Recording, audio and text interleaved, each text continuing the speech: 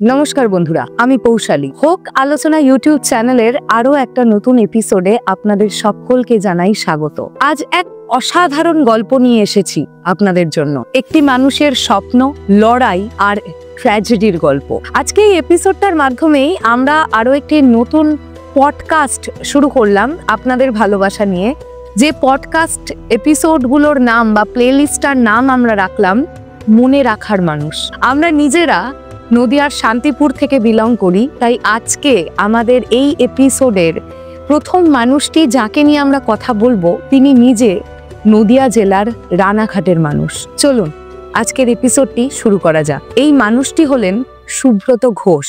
নদিয়া জেলার রানাঘাটের একজন স্কুল টিচার, যিনি মাউন্ট এভারেস্টের চূড়ায় উঠলেন কিন্তু আর ফিরলেন না সেখান থেকে। এভারেস্ট দুনিয়ার সবচাইতে উঁচু শৃঙ্গ, যার উচ্চতা ৮,৮৪৯ মিটার। সুব্রত ঘোষের এই কাহিনী শুনতে থাকুন। আমি আশা রাখবো আপনাদের এই ভিডিওটি ভালো লাগবে। আর যদি আপনাদের এই ভিডিওটি ভালো লেগে থাকে তাহলে আমাদের এই ছোট্ট চ্যানেলটি সাপোর্ট করবার জন্যে আমাদের চ্যানেলটি সাবস্ক্রাইব করতে ভুলবেন না। আর পাশে থাকা যে বেল আইকনটা আছে সেটাও প্লিজ প্রেস করে রাখবেন, যাতে পরবর্তী ভিডিওর নোটিফিকেশনগুলো আপনাদের কাছে পৌঁছে যায়। চলুন শুরু করা যাক আজকের ভিডিও। সুব্রত ঘোষ কে, আগে তো চিনতে হবে তাকে। নদিয়ার রানাঘাটের ৪৫ বছরের এই মানুষ সুব্রত ঘোষ, তিনি কেবলমাত্র একজন স্কুল টিচারই ছিলেন না, তিনি ছিলেন একজন সত্যিকারের মাউন্টেনিয়ার। বাগদা কাপাসতি মিলনবিথি হাই স্কুলে শিক্ষকতা করার পাশাপাশি তিনি লায়ন্স ক্লাবের একজন অ্যাক্টিভ মেম্বারও ছিলেন।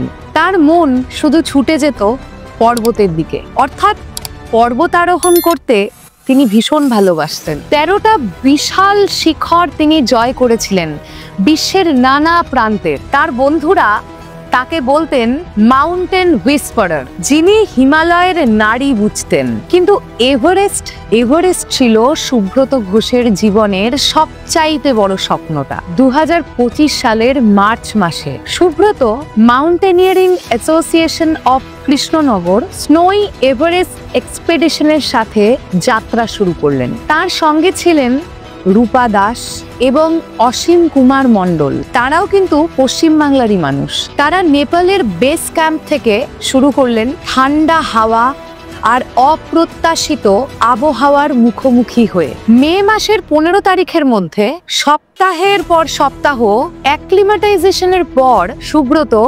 চূড়ান্ত ধাক্কার জন্য প্রস্তুত ছিলেন। কিন্তু পাহাড় তো আর এত সহজে জয় দেয় না, তাই না? ১৫ই মে ২০২৫ সুব্রত এবং তার শেরপা চম্পল তমাং তীব্র হাওয়া এবং কম অক্সিজেনের সঙ্গে লড়াই চালাচ্ছিলেন। দেরি শুরু এবং খারাপ আবহাওয়া থাকা সত্ত্বেও সুব্রত ঠিক দুপুর ২টো নাগাদ শিখরে পৌঁছলেন। একটা অবিশ্বাস্য মুহূর্ত।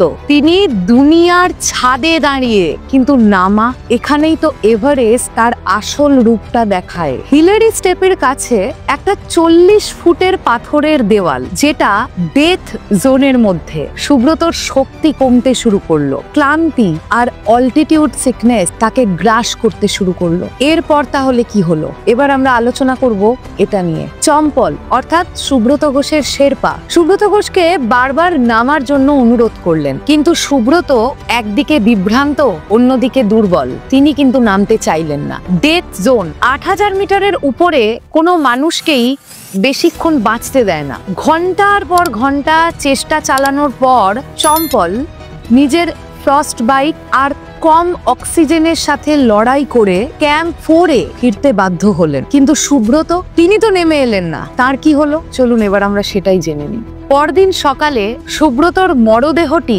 হিলারি স্টেপের কাছে জমে যাওয়া অবস্থায় পাওয়া গেল। তিনি চলে গেলেন আমাদের সকলকে ছেড়ে। ২০২৫ সালে ক্লাইম্বিং সিজনের প্রথম কোনো ভারতীয়ের মৃত্যু। সুব্রত ঘোষ তো চলে গেলেন, কিন্তু রয়ে গেল ওনার পরিবার। কি সিচুয়েশন তৈরি হলো পরিবারের মধ্যে। সুব্রতর মৃত্যুটা তার পরিবার এবং তার সম্প্রদায়ের জন্য ছিল একটা বিরাট বড় ধাক্কা। তার ভাই সুরজিৎ বলেন ও পাহাড়ের জন্য বেঁচে ছিল। সুব্রত ঘোষের ছাত্ররা অঝরে কাঁদলেন। শিক্ষক সুব্রত ঘোষের জন্য, যিনি তাদের বড় স্বপ্নটা দেখাতে শিখিয়েছিলেন, সেই মানুষটাই তো আর নেই। 13টা শিখর জয়, অগণিত জীবনে প্রেরণা, সুব্রত আমাদের দেখিয়ে দিয়ে গেলেন স্বপ্নের পেছনে ছুটতে গেলে কি দাম দিতে হয়। এভারেস্ট তার জীবন ছিল, কিন্তু তার উত্তরাধিকার নিতে পারেনি আমরা বাঙালিরা। আমরা জানি হার মানা আমাদের ধাতে নেই, তাই না? সুব্রত ঘোষ শুধুমাত্র একজন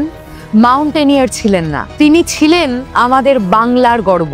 রবীন্দ্রনাথের মতো, যিনি বলেছিলেন চিত্ত যেথা ভয় শূন্য, উচ্চ যেথা শির। সুব্রত সেই আদর্শেই বেঁচেছিলেন। তার গল্প আমাদের মনে করায় জীবনের শিখরে ওঠা পড়া থাকবেই, কিন্তু সাহস থাকলে সবটা ওভারকাম করা সম্ভব। আপনি কি ভাবছেন? আচ্ছা, আপনার জীবনে এভারেস্ট মানে কি? কমেন্ট করে জানাবেন। আর এই ভিডিওটা যদি আপনার মন ছুঁয়ে যায়, তাহলে আপনার প্রিয়জনদের সঙ্গে শেয়ার করে সকলকে জানিয়ে দেবেন যে পশ্চিম বাংলার নদিয়া জেলার রানাঘাটে সুব্রত ঘোষ বলে একজন ছিলেন, যিনি পাহাড়কেই তার স্বপ্ন মনে করতেন, মাউন্ট এভারেস্টে গিয়ে তার জীবনটাই বিসর্জন দিয়ে দিয়েছেন। শেষ করলাম আজকের এপিসোডটি। ভিডিওটি ভালো লাগলে লাইক, কমেন্ট, শেয়ার করবেন এবং আমাদের এই নতুন চ্যানেলটি খোক আলোচনা, আবারও বলছি, একটু সাবস্ক্রাইব করে আমাদের পাশে থাকবেন।